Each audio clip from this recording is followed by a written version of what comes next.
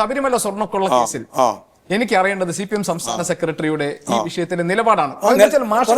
ഒരു മിനിറ്റ്, മാഷ് പല സന്ദർഭങ്ങളിൽ വാർത്താ സമ്മേളനങ്ങളിൽ മാഷ് പറഞ്ഞിട്ടുണ്ട്, ഞങ്ങൾ കുറ്റക്കാരെ കണ്ടെത്തും, ഞങ്ങൾ കോടതി കോടതിയുടെ മേൽനോട്ടത്തിലാണ് അന്വേഷണം നടക്കുന്നത്.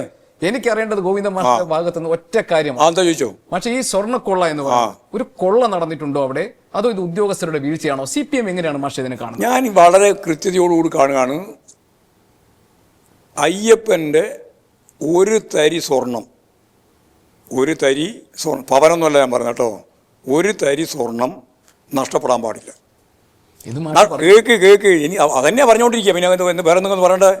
അങ്ങനെ നഷ്ടപ്പെട്ടിട്ടുണ്ടെങ്കിൽ എന്നിപ്പോൾ എല്ലാം വ്യക്തമായിട്ടുണ്ട്. അത് അടിസ്ഥാനപ്പെടുത്തി ഹൈക്കോടതിയുടെ നിർദ്ദേശം അനുസരിച്ച് SIT പുതിയ സംവിധാനം അവർ തന്നെ രൂപപ്പെടുത്തി അന്വേഷണം നടത്തിക്കൊണ്ടിരിക്കുകയാണ്.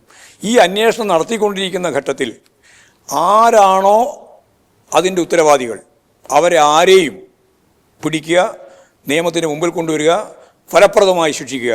ഇതാണ് CPIMന്റെ ഉന്നം. ഞാൻ ചോദിക്കുന്ന മാഷ് പറഞ്ഞു, ഇപ്പൊ N വാസു ഉദാഹരണത്തിന് ഞാൻ പറയാം. N Vasu is a party man.